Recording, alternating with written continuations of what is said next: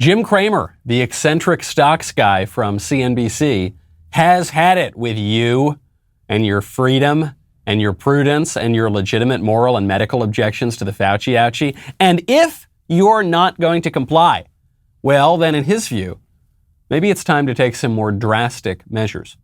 Lord knows what happened if you didn't partake. But back then, anyone who refused to get vaccinated would get ratted out immediately because we knew that person could hurt other people. The commonweal was a commonweal. Now we're engaged in a similar struggle with COVID, and Eisenhower would be aghast. We have immunocompromised people who are incubators for every variant to come, walking around lawfully unvaccinated? That's psychotic. We have companies that have tried hard to get people vaccinated and now backing down. We have governors who want to be president by grandstanding on a foolish states' right issue, the right to get sick, get other people sick. So it's time to admit that we have to go to war against COVID. Require vaccination universally. Have the military run it. If you don't want to get vaccinated, you better be ready to prove your conscientious objector status in court. And even then, you need to help in the war effort by staying home until we finally beat this thing. Martial law. The CNBC stocks guy is calling for martial law to make you take the experimental shot to protect against a virus that poses very little threat to the vast majority of people who, according to the CDC, may very well contract and spread the virus even after they're vaccinated. My hope here is that Jim Cramer has just invested a bunch of money in Pfizer or something and is working on an elaborate pump and dump scheme. But I suspect that's not the case. I suspect he's just stating his honest views, which I suspect are the honest views of many liberals. That is, that we need to suspend constitutional government, the ordinary American way of life, for 15 days, or 15 months, or a few years, or maybe just forever. I'm Michael Knowles. This is The Michael Knowles Show.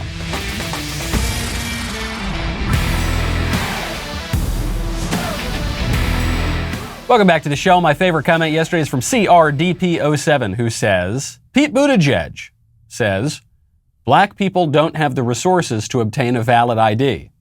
Pete Buttigieg also says, black people worried about gas prices have the resources to just buy an electric car. That's true. That was his advice. Mr. Secretary, what happens? What do you say to people who are worried about the prices at the pump? Well, just buy an electric car. Doesn't need to be the Tesla Model X. It can be the Model S. That's only like $60,000. That's fine. Hi, that's what we can do. But black people can't afford to get bus fare to go down and get a valid government ID, but everyone's going to buy a Tesla. It seems a little disingenuous to me. All of this disingenuity, all of this dishonesty and insincerity, it's enough to keep you up at night. Unless you have Boll and Branch, then you're going to sleep great. This Cyber Week, Boll and Branch is offering their greatest deal of the entire year. If last night's sleep was not incredible, if you woke up, you just thought, I need something a little better, Boll and Branch's sheets will make all the difference. With Boll and Branch, you get the best sleep of your life. With their highest quality organic cotton sheets, Boll and Branch holds themselves to high standards across the board. Not just their sheets that are made this way, their pillows, their bath towels, their robes are too. The signature hemmed sheets are their all-time bestseller. I have gotten multiple hemmed sheets. I have bought them. Sometimes I get freebies. I have bought them. They are that good. In my life, I have had the privilege, on occasion, of sleeping in a really nice hotel. If I'm on the road or to give a speech or something like that, or when I can steal the credit card from Shapiro. And the big difference with nice hotels is the bedding. It's the sheets. With Boll and Branch, you can sleep on a 5-star hotel kind of bedding every single night. This Cyber Week, give your loved ones the best sleep of their lives, or treat yourself with Boll and Branch. The Christmas packaging, famously soft sheets, blankets, pillows, and more will make a difference that everyone will feel. Get 25% off from November 23rd through December 2nd with their best offer of the year at bollandbranch.com. Get 25% off, BOLL, and branch.com. Exclusions may apply. Some good news on the vaccine mandate front. Contrary to what Jim Cramer and CNBC and all the rest of the libs want, we seem to be moving away from the direction of martial law and mandates and lockdowns and taking away all your rights. Another federal judge has just blocked Joe Biden's vaccine mandate. This was a federal district judge, St. Louis-based district judge Matthew Shelp, who is now he's now stopping the mandate from going into effect for healthcare workers in 10 states. Those states are Alaska, Arkansas, Iowa, Kansas, Missouri, Nebraska, New Hampshire, North Dakota, South Dakota, and Wyoming. When we talk about the vaccine mandate, it can get a little bit confusing, and you hear about all these rulings from all these different courts. That's because there are actually multiple vaccine mandates. There's a vaccine mandate for federal workers. There's a vaccine mandate for federal contractors. There's a vaccine mandate for healthcare workers. There's a vaccine mandate for workers at allegedly private companies with 100 or more employees. And so you've got to fight it on all these different fronts, and there are slightly different mechanisms for all of these different mandates, but they're all getting smacked down.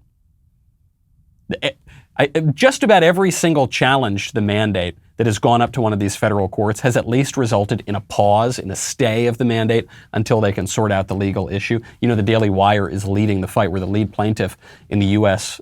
Sixth Circuit Court of Appeals. That would be against the employer mandate from OSHA. But this is great news for healthcare workers. Last year, healthcare workers were the greatest heroes in the history of America. They were like the boys with the flag on Iwo Jima. They were the first responders on September 11th. They were the most wonderful, lauded people in the world. But then the minute they didn't want to take the experimental drug for a virus that doesn't pose a great threat to a lot of people, all of a sudden they became persona non grata, you know, and they were murderers and killers and irresponsible and anti-vax schmucks. So this is great news. It's more evidence that the mandate is unconstitutional, which we've been calling from the very beginning. And as I've said, you know, I hate to say I told you so, but from the beginning I've said, I think that Joe Biden knows that it's unconstitutional. I think Joe Biden knows he doesn't have the power to push these kinds of mandates in this way. He almost admitted as much on the campaign trail. That's why he said, I'm not going to do a vaccine mandate. I have no reason to do it. But then he reversed course. Why? Because even if the mandate is struck down in the courts, which it's looking increasingly like it will be, it doesn't really matter. Because by that time, all the people will have gotten vaccinated because their employers will have forced them to, or they'll lose their jobs. And so it's just a pressure campaign. And then 6 months later, a court rules and says, no, it's unconstitutional. And Biden says, whoopsie daisy. Oops. Okay, well, never mind. You all already took the Fauci ouchie, so deal with it. He'll get exactly what he wants. Speaking of important court cases, there is an extremely important court case that has gone up to the court today. The court is hearing oral arguments in this case today. This is more important than the vaccine mandate cases. This is more important than any other case that's going to go before the court this year or in the next several years. It is Dobbs versus Jackson Women's Health. This is a case about a Mississippi abortion law that could overturn Roe versus Wade and Planned Parenthood v. Casey. Roe versus Wade is the case that established the fictional constitutional right to abortion. Planned Parenthood v. Casey held it up. Capitol Hill police expect up to 20,000 protesters to show up to D.C. this morning. There will be pro-lifers there. There will be pro-abortion people there. This is expected to result in a larger crowd than any Supreme Court demonstration ever. This is because Roe versus Wade is perhaps the single most unjust, constitutionally and legally incoherent Supreme Court decision in history. There are some competitors for this title, but it definitely can lay a claim to it. And a lot of our current political dysfunction comes from Roe versus Wade. Because regardless of your feelings on abortion, the simple fact is there is no right to an abortion in the Constitution. And even abortion's most ardent defenders, if they're being honest, will admit that. It's just not there. And in 1973, activists on the court decided that they were going to invent this right to abortion. They were going to read some invisible ink written in the Constitution somewhere between the emanations and the penumbras. And because of that, now every Supreme Court nomination fight is extremely bitter. You remember Amy Barrett. You certainly remember Brett Kavanaugh, Robert Bork. I mean, it seems to be whenever there's a conservative judge up for the court, there's these really hideously bitter fights because the Supreme Court holds an incredible amount of power now because they're not just interpreting the law according to their prudence and according to the text of the Constitution and according to case law, but they are now making law in some ways in so egregious a way that it has no basis whatsoever in the text, like in Roe versus Wade. The specific issue is Mississippi's abortion ban after 15 weeks of pregnancy. The court will address the question of whether all pre-viability prohibitions on elective abortions are unconstitutional. So this is before the baby can survive outside the womb, and you're talking about an issue that will cut right to Roe versus Wade, because Roe versus Wade forbids states from prohibiting abortion pre-viability. The lives of countless millions of people will be affected by this decision. It will be life or death because of this decision. And I'm not talking about the poor women who can't get abortions anymore. Thousands of women every year who died from abortions, even though that never took place. That was a complete lie from the pro-abortion movement. And actually, one of the guys who created that lie, Dr. Bernard Nathanson, he was the head of NARAL, the Abortion Rights League, he admitted that that was a lie. He said, yeah, that 5,000 number, we just made it up. The actual number of women who died from back alley abortions the year before Roe versus Wade was less than 40. And by the way, 20 some odd women died of legal abortions that same year. And when you look at the legality by state of abortion in the year before Roe versus Wade was decided, your likelihood of dying from an abortion was basically the same if it was legal or illegal. Okay, but the lives of 60 million babies have been killed since Roe versus Wade. How many more in the future could be killed or could be saved? And almost as important as that, the future of the conservative legal movement will very likely be decided by this case. The Federalist Society, originalism, all of these movements that have developed over the past few decades, more than a few decades now, on how conservatives are going to retake the courts and reshape the law. If we don't win here, we've already lost so much. We lost marriage. We lost the definition of sex itself in the Bostock decision. We lost Obamacare. If we can't overturn Roe versus Wade, then what is the point of the conservative legal movement? Probably, if we can't overturn Roe versus Wade, we're going to need a new conservative legal movement. Now, what you might need is a new interest rate on your home, which is why I would strongly recommend you check out American Financing. There is still time to make a positive impact on your budget before year end, as mortgage rates remain near money-saving lows. Now, you might be thinking, why? Why? My mortgage is just fine as it is. Well, I humbly would suggest you should be thinking, how is your mortgage going to work for you? And that answer can be found at American Financing, America's home for home loans. They give sound advice. They don't pressure you. Their salary-based mortgage consultants get to know you so they can lead you to greater overall savings. Could be as simple as finding a shorter loan term or consolidating debt, because there's more to a refinance than just a lower rate. And through this, they save customers up to $1,000 a month. That's a lot of money. Why not see what they can do for you? Call 800-685-5696. That number again is 800-685-5696. Or visit AmericanFinancing.net, NMLS 182334, NMLSConsumerAccess.org. Speaking of babies, the White House has just released its Christmas photo. So the Biden White House Christmas photo showed a fireplace mantle hung with stockings for 6 of Joe Biden's grandchildren. It's very nice, sort of elegant design in the grand room. 6 stockings. Wait a second. Joe Biden has 7 grandchildren, but there's only 6 stockings there, and they've got all their little names on there, so it's clearly for the grandchildren. Now, you might say, this is just because Joe Biden's forgetful. He is very forgetful. But I don't know, Jill Biden's not that forgetful, and the White House staff is certainly not forgetful. Oh, right, one of those grandchildren is illegitimate. It was the grandchild that Hunter Biden had with London Roberts, who was a stripper, and Hunter Biden refused to acknowledge the baby, and then a court forced him to take a paternity test, and then it turned out he was the father, meaning Joe Biden is the grandfather, and Joe Biden refuses to acknowledge his own grandkid. According to London Roberts' attorney, neither Hunter Biden nor Joe Biden, the warm, wonderful, happy, good old Uncle Joe president, has ever seen the 3-year-old child.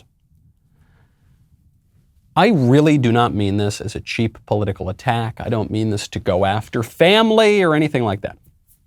Not very much shocks me in politics. I am genuinely impressed by the cruelty of the President of the United States, Joe Biden, in refusing to acknowledge one of his own grandchildren.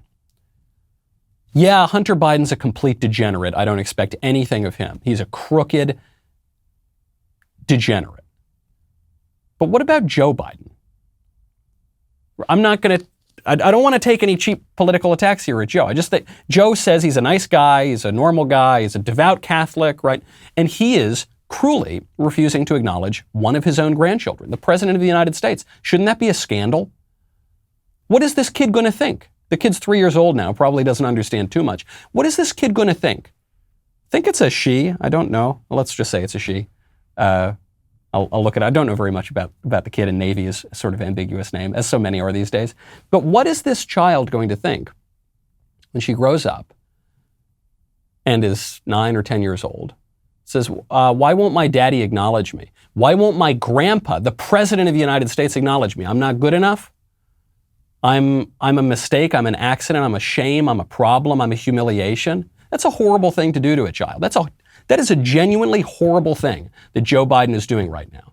And I try to resist all the easy political attacks on Hunter Biden, even though there are plenty of legitimate attacks, because he was compromising national security, he was selling America's influence around the world to the highest bidder. I mean, there were a lot of serious problems with Hunter. I try to lay off the Hunter stuff.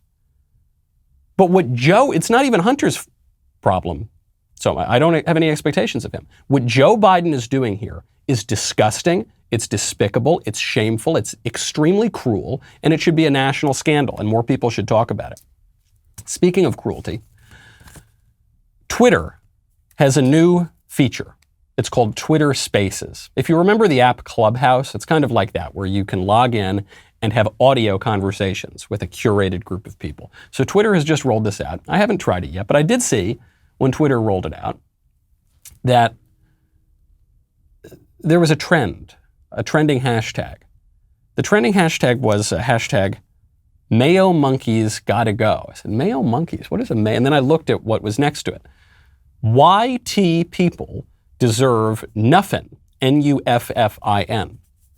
YT, like YouTube people? Well, I agree. I do think they deserve nothing. I don't think they deserve anything. Oh no, it's white. Then I realized it's white people. White people deserve nothing. Hashtag Mayo Monkeys Gotta Go. Now, I have always considered myself more of an aioli monkey. I'm a little spicier and Mediterranean and very, very sophisticated. But I think they were using this term Mayo Monkey to refer to all white people. Take a listen to the conversation. First of all, Libs of TikTok, let me tell you something. If you're in here, or y'all go run back and tell them, y'all ain't got to tell them that nobody else said but me.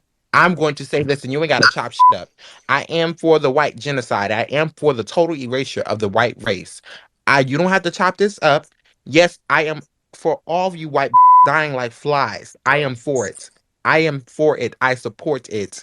I am for putting all you white possums in a gas chamber and letting that motherfucker ring. I am for it. So you don't have to chop up. I'm for it, and I'm going to stand 10 toes down behind it.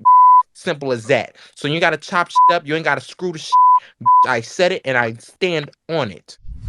Now, lest you think that this was just some kind of random, brief exchange from a co-host of this conversation on Twitter, it wasn't. One of my producers was in the conversation live when it was happening. It was the whole conversation. Obviously, look at what the title of it. White people deserve nothing, hashtag Mayo Monkeys Gotta Go. This was trending on Twitter.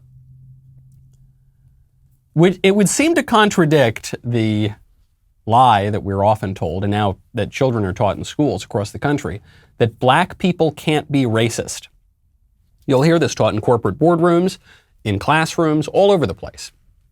Black people can't be racist. So even if they say something like this, they're not really racist because they're black. And if you're black, you can't be racist. So by definition, they're not racist, even if they're calling explicitly for the white genocide. Their words, not mine, and saying we have to put white people in gas chambers.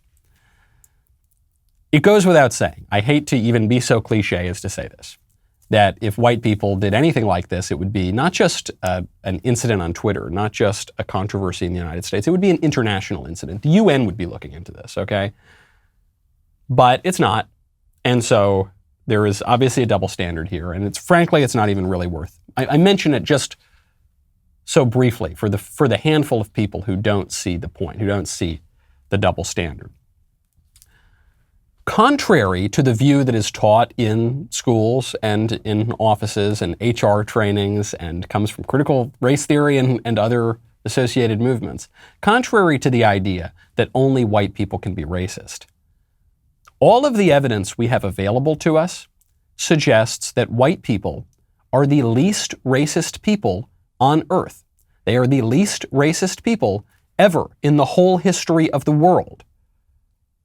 Pew Research had a survey that came out just a few years ago, showed that white people have the lowest racial consciousness by far. They asked people who are white, black, Asian, and Hispanic, how important is your race to you?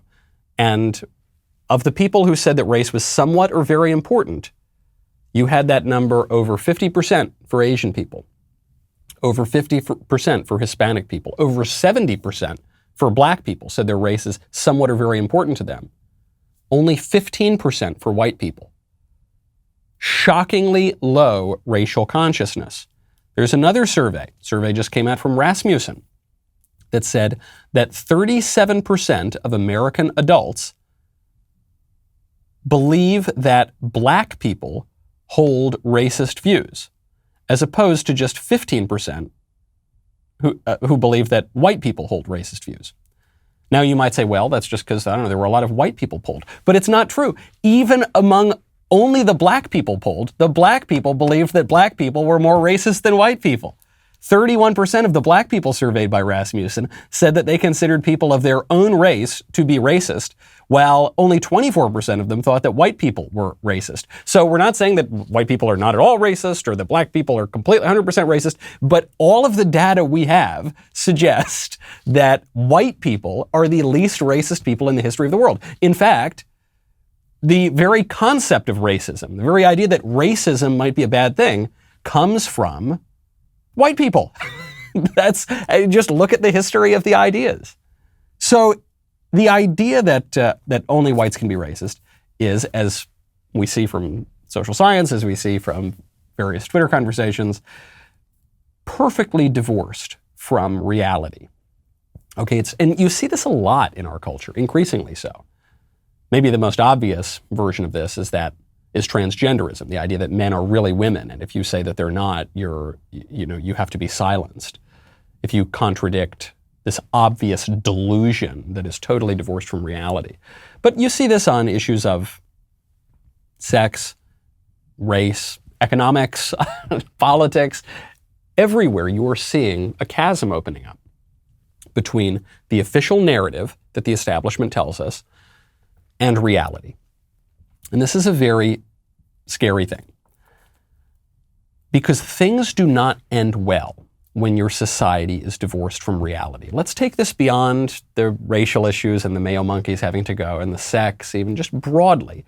If your society is grounded on delusion, your society is not going to flourish. And when you look around us right now and you see society crumbling in basically every sector, and you see the people running our society have extremely low approval ratings, rightly so, you see the consequences of that delusional kind of ideology. Now, you're probably, in this crazy time, going to want to protect your money and your future and your retirement, which is why I would recommend you check out Alto IRA. I was very skeptical of crypto, okay, for many years. I'm kind of a Luddite, so I was very skeptical.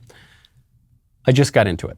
I couldn't resist, and when I get into crypto, I want to make sure that I'm doing it in the smartest possible way. With an Alto Crypto IRA, you can trade crypto like Bitcoin and avoid or defer the taxes. So you might be in crypto already, but you're probably doing it in a very inefficient, costly way. Now you can get into investing in crypto and do it in a tax-advantaged retirement account. Alto's Crypto IRA is the easy way to get crypto into an IRA. Trade all you want without the tax headache. You can create an account in just a few minutes and invest with as little as $10. There are no setup charges. You get secure trading 24/7 through Alto's integration with Coinbase. 80 plus coins available, including Bitcoin, Ethereum, and Cardano. Alto's industry-leading security makes it safe, There are multiple ways to fund your account. You can make a cash contribution, transfer cash from an existing IRA, roll over an old 401k. You're ready to take your investments to the next level, diversify like the pros, and trade without tax headaches. Open an Alto Crypto IRA with as little as $10. Join at altoira.com/Michael, ALTOIRA.com/Michael, MICHAEL. Start investing in cryptocurrency today, altoira.com/Michael. Speaking of delusion, you've really got to read Matt Walsh's new book. Head on over to johnnythewalrus.com, JOHNNY, thewalrus.com. Reserve your copy of Matt Walsh's timely masterpiece about a little boy who thinks that he's a walrus. Also, if you have not already, go check out our new comedy series, Truth Yeller, hosted by comedian and podcaster Adam Carolla over at dailywire.com/watch. In each episode of Truth Yeller, Adam invites a celebrity guest to join him for an evening of stand-up comedy, improv, and interview, all in front of a maskless live audience. The first 2 episodes are available now, with the first episode starring none other than Jay Leno. Head on over and catch up on our new series over at dailywire.com/watch today and enjoy. We'll be right back with a lot more.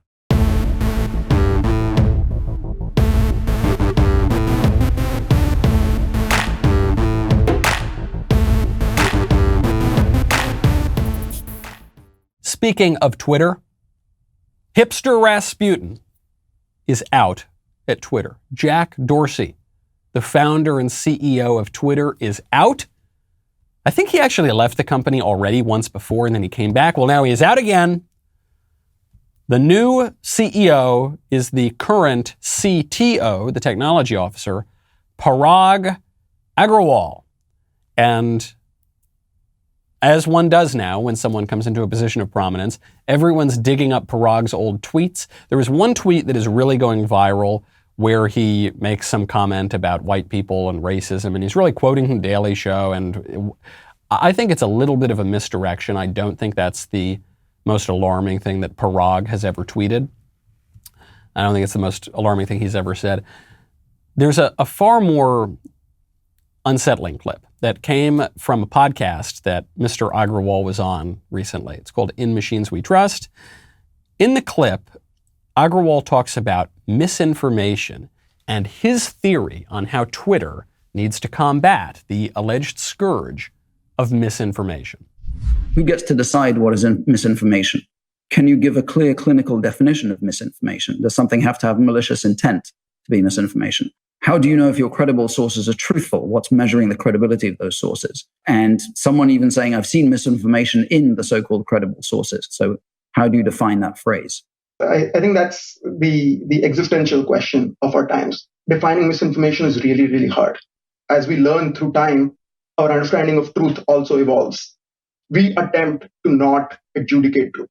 We focus on potential for harm. And when we say we lean on credible sources, we also lean on all the conversation on the platform that also gets to talk about these credible sources and points out potential gaps, as a result of which the credible sources also evolve their thinking or what they talk about. So we focus way less on what's true and what's false. We focus way more on potential for harm as a result of certain content being amplified on the platform without appropriate context. There's the key. There's the key to all the bad stuff that's about to come out from Twitter and all the bad stuff that's really already going on at Twitter. And it's the heart. I don't think I'm overstating it. It's the heart of all the bad stuff that we have been getting out of the left in recent decades. We don't try to adjudicate what is true. We just try to look at the potential for harm. This simple sentence, which he repeats, it's not that he misspoke. He knows exactly what he's saying. That sentence is at the very heart of our cultural rot. We don't want to find out what's true. We don't want to find out what's true. Maybe there's a skepticism there. We can't really know what's true. How are you supposed to know what's true? A lot of people on the left have been telling us that you can't really know what's true. There is no objective truth. The movements of Derrida, the movements of postmodernism, the movements all throughout the academy and all throughout our society. A lot of people on the right have embraced this too, especially libertarians have embraced this kind of talk. Well, who's to know what's good? Maybe your definition of good is different than my definition. Who's to know? Who really can adjudicate truth? We just need to respect one another's boundaries. We just need to you do you, I'll do me. We forget about what's true. Let's only focus on what's harmful. Now, there's another really nasty premise in here, which is that what's true and what's good might be totally different things. And consequently, what's false and what's harmful might be totally different things. In the traditional society, the good and the true and the beautiful were considered to be united, the transcendentals, right?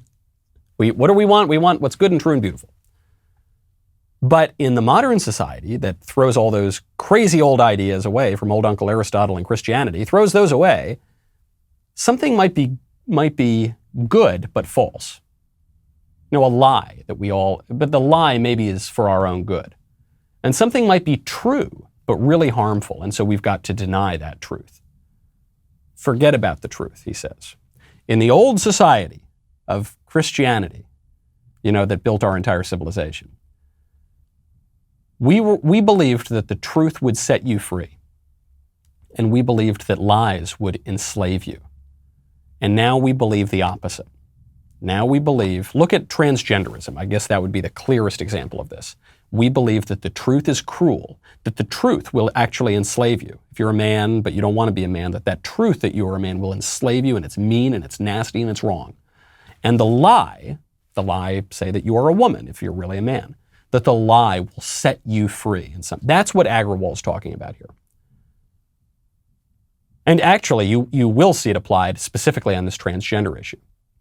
They've already set policies to this effect at Twitter, that if you directly call a man who thinks he's a woman a man, you can be banned for that. Doesn't matter that the thing you said is true. Maybe it's harmful because you didn't lie. Because lies are good, according to these moral idiots. I don't even say it with wrath and anger to say that they're idiots. I mean, it's just a fact. They're moral idiots, and it's going to harm them and society if they persist. You talk about harmful. Lies are harmful, and the truth is good, and the truth will set you free. C.S. Lewis has a great quote on this. He says, if you look for truth, you might find comfort in the end. But if you look for comfort, you will find neither truth nor comfort, only soft soap and wishful thinking to begin, and in the end, despair. It is no mere coincidence. It's no accident that as our society has discarded truth and pursued only an unfettered comfort, that despair has increased. That people are increasingly desperate. They turn to drugs, and they turn to suicide, and they turn to all sorts of madness. Got to ground the society in the truth. Whether that's on Twitter, whether that's in our ordinary conversations day by day, whether that's our government, whether that's the whole way that we live together. Agrawal goes on. He says, our role here at Twitter is not to be bound by the First Amendment. We're going to focus less on thinking about free speech and more thinking about how the times have changed. Now, I know that a lot of conservatives are going to be really ticked off by this, and they're going to say, oh, what a jerk, I hate this guy, that's terrible. He's making a halfway decent point in the most offensive and off-putting way possible, but he's saying, look, at Twitter, our standard is not exactly the First Amendment standard. Just like in a school is not necessarily bound by the First Amendment. The school can say, Johnny, stop saying that, in the way that the government might not be able to say, Johnny, stop saying that, right? The school, the family, the office place, the place of employment, even civic associations can put more constraints on speech. They can enforce standards to a greater degree than the government can. That's always been the case in America. Local communities can enforce more of these standards than the government can. That's long been the case in America. And I think it is fair for Agrawal to say, look, we're a platform. We want our users to have a good experience, so we're not going to allow certain hateful speech. It makes perfect sense. We've always done that. I can't go into a restaurant and just start screaming whatever I want to scream, I might be asked to leave. And I think it's perfectly legitimate for Twitter to say that, to have a similar kind of standard. But what's the standard going to be? Is it going to be that if I tell the truth, if I say perfectly ordinary things, if I say that men are not women, if I say that white people shouldn't all be genocided, like the Twitter space people say they should be, if I say that actually maybe I want to vote for Donald Trump, if I say that, those things ought to be protected, right? I think we just need to, as I said in my book, Speechless, Controlling Words, Controlling Minds, makes a great Christmas present, #1 national bestseller.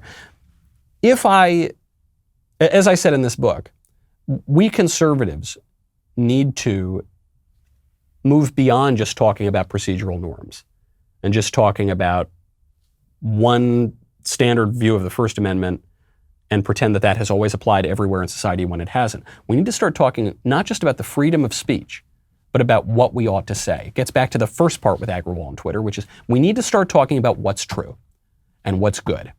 And we need to start promoting what is true and good and beautiful. And we need to start opposing and discouraging things that are ugly and false and wicked. Speaking of the boundaries of speech, my friend Lauren Boebert is in trouble. Lauren Boebert, freshman congressman, conservative congressman, she made a joke about Ilhan Omar. She made a joke that Ilhan Omar supports terrorism. And you might not think it's a joke because Ilhan Omar has been caught on camera giggling about Al-Qaeda and Hezbollah. But, it's just a joke. She was just making a joke. And you're not allowed to do that. You're not allowed to make jokes about the left. And you're certainly not allowed to call them terrorists. You are almost required to call right-wingers terrorists and insurrectionists and white supremacists and neo-Nazis and whatever. Call half the country that. But you're not allowed to make jokes about the left, even leftists who giggle about Al-Qaeda. So Lauren began to apologize to Ilhan Omar. I don't think she should have apologized. I'm not against apologies. I'm very pro-apology, but in this case, I don't think it was warranted. So she went to apologize. I thought that was a mistake. They had a phone call. Ilhan Omar released this statement about Lauren Boebert. She goes, quote, "Today I graciously accepted a call from Representative Lauren Boebert in the hope of receiving a direct apology for falsely claiming she met me in an elevator, suggesting I was a terrorist, and for a history of anti-Muslim hate. Instead of apologizing for her Islamophobic comments and fabricated lies, Representative Boebert refused to publicly acknowledge her hurtful and dangerous comments. Instead, she doubled down on her rhetoric, and I decided to end the unproductive call." I'm glad that Lauren stood her ground. Because what Lauren did, she called, privately apologized, and Ilhan Omar said, no, you've got to publicly apologize, and you've got to talk about Islamophobia, which is a completely made-up term, and you've got to talk about your anti-Muslim hate, which Lauren Boebert has not demonstrated, and you've got to acknowledge your dangerous comments. She hasn't said anything that's dangerous. And Boebert said, no, I don't think I'm going to do that. That was the right thing to do. Here's Lauren's version of the conversation. Hey everyone, this is Lauren with a quick update on a phone call I had today with squad member Ilhan Omar. I had reached out to her Friday, and 3 days later I was able to connect with her on the phone because I wanted to let her know directly that I had reflected on my previous remarks. Now, as a strong Christian woman who values faith deeply, I never want anything I say to offend someone's religion. So I told her that, even after I put out a public statement to that effect. She said that she still wanted a public apology because what I had done wasn't good enough. So I reiterated to her what I had just said. She kept asking for a public apology. So I told Ilhan Omar that she should make a public apology to the American people for her anti-American, anti-Semitic, anti-police rhetoric. She continued to press, and I continued to press back. And then Representative Omar hung up on me. Love it. Great stuff. Glad Lauren did it. Maybe this was 4D chess. Maybe she was just waiting to get Ilhan the whole time. But this is exactly right. No reason to apologize for this joke to Ilhan Omar whatsoever. Meanwhile, by the way, some of Lauren's allegedly conservative Republican colleagues are going on CNN to bash her. I have time after time condemned my colleagues on both sides of the aisle for racist tropes and remarks that I find disgusting, and this is no different than any others. As a member of Congress and seeing such division in our country, we all have a responsibility, both elected members of Congress on both sides of the aisle and the American people in our communities and at work, in our communities and everything else, we have a responsibility to lower the temperature, and this does not do that. I didn't come to Congress to throw bombs on Twitter, to take advantage of people by saying crazy things to raise money, or to be a comedian. I'll leave comedy to Dave Chappelle. I was disappointed in the comments. I was encouraged to see that she did apologize for the comments, and I believe that's a step in the right direction. That's Republican Nancy Mace, quote-unquote Republican Nancy Mace. She's in a very conservative district in South Carolina, but she's a relatively liberal Republican. She is now trying to codify transgenderism into the federal law, into the Civil Rights Act. She refused to sign the amicus brief of conservatives pushing for the overturn of Roe v. Wade. So she's a lib by Republican standards. And I just got to tell you, I am skeptical of any so-called conservative who spends her time going on CNN to bash her conservative colleagues, especially over a joke, almost over any issue, but especially over a joke. Deeply suspect. You didn't come to Congress to attack Democrats, as she says. No, you came to Congress to attack fellow Republicans on CNN. Not a good look. Speaking of the boundaries of speech, another one bites the dust. Not just hipster Rasputin, Jack Dorsey at Twitter, who stepped down apparently voluntarily or somewhat voluntarily. Fredo Cuomo at CNN was taken out into a fishing boat on the lake, and he didn't come back, metaphorically speaking. He has been suspended indefinitely from CNN after a story came out that Fredo advised his brother, Andrew Cuomo, who was, governor of New York, during his political scandals, and Chris Cuomo may have used some of his journalistic contacts to try to help Cuomo. Here's the statement from CNN. When Chris admitted to us that he had offered advice to his brother's staff, he broke our rules, and we acknowledged that publicly. Hold on, I just want to pause right there. The way that CNN phrased this makes it seem like the transgression was not the wrongdoing. It wasn't that he helped his brother and used his contacts. It's that he admitted the wrongdoing, right? He says, when Chris admitted to us that he did this, he broke our rules. At CNN, the rule is you never admit wrongdoing. So was that a Freudian slip? Was that a Fredo-ian slip? I think it might have been. They go on. We also appreciated the unique position he was in and understood his need to put family first.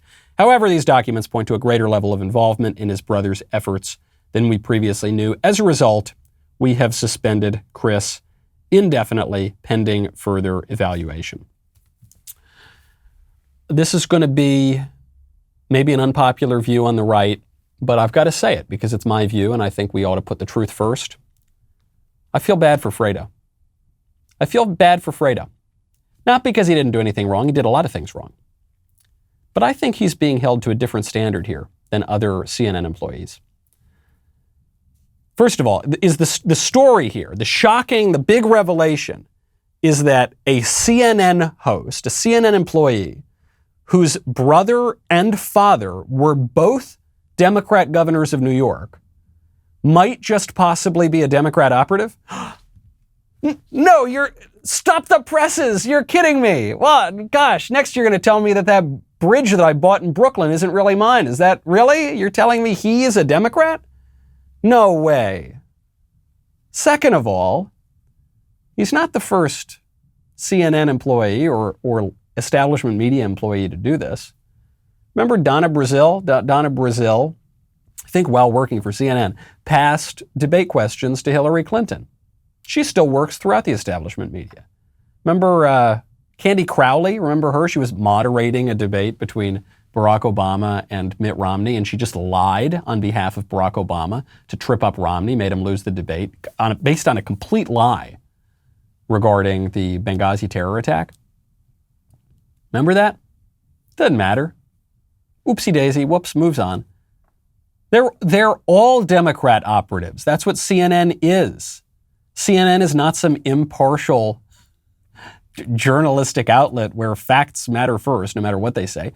It's a propaganda piece for the left. It doesn't even really bother me. In the history of media, generally, parties have had their own outlets. The Republicans had their outlets, the Democrats had their outlet. That's why their newspaper's called the Tennessee Democrat, right? And so I don't really even mind that. I wish they were more honest about it, but poor Fredo. Poor Fredo, I guess that was ever thus. Poor Fredo, he's getting frustrated. He's saying, I'm smart. Not like everybody says, like dumb. I'm smart, I can do things. But he can't now because he's been suspended. Poor guy. All right. Do you remember, I don't mean to belabor the point on Chris Cuomo, but do you remember during COVID, he got COVID and then he pretended that he was holding up and quarantining in his basement. And then he even did that whole thing where they filmed him coming up for the first time and seeing his family and I missed you. And then it was all fake because it turned out that he was actually going out for bike rides with his family during the alleged quarantine out in the Hamptons. And the only reason we know that is because he got into a fight with some guy on the street. And the guy said, hey, aren't you supposed to be holed up in your room? And they get into a big fight and shouting match. So it was all BS. The guy spreads lies on his show constantly. That, though, doesn't violate the journalistic integrity of CNN. What violates the journalistic integrity seriously is that he got caught. That's what does it. Speaking of getting caught, you know that the debate over critical race theory in schools has largely hinged on this question: is critical race theory really being taught in schools? The left might say, well, it's a good thing, well, it's a bad thing. Well, I guess they'll really just say it's a good thing. But what a lot of it has come down to is critical race theory isn't really being taught in schools. It's just this legal movement. It's only being taught at Harvard Law School. You conspiracy theorist conservatives think it's being taught in elementary and middle and high schools. It's not. So we have video from the Detroit superintendent, Nikolai Vitti, saying explicitly that the Detroit public school curriculum is deeply imbued with critical race theory. Our curriculum is deeply using critical race theory, especially in social studies, but you'll find it in English language arts and the other disciplines. We're very intentional about creating curriculum, infusing materials, and embedding critical race theory within our curriculum. They're not even shallowly using critical race theory. They're deeply using it. You heard it from the horse's mouth. Was that the horse's mouth? I don't know. That was some part of the horse. And actually, it's a good explanation of it. Because critical race theory it's not just like calculus. It's not just like division or arithmetic. It's not just like you're being taught a lesson. Okay, this week we're going to learn critical race theory. Critical race theory is a lens. It is an analytical framework through which you can view just about everything. I also talk about this in my book, Speechless: Controlling Race, Controlling Minds, that critical theory broadly is not just a system, but it's a gadfly on other academic disciplines. Right? It's not just one discipline. It's part of all social studies and literature and everything, and it's there. And that's the reality of it, folks. And they're going to lie to you because they don't believe that truth really matters. They don't think that the truth is necessarily good. They think that some lies can be really good and some truths can be really harmful. Don't let them get away from it. The truth will, in fact, set you free. I'm Michael Knowles. This is The Michael Knowles Show. See you tomorrow.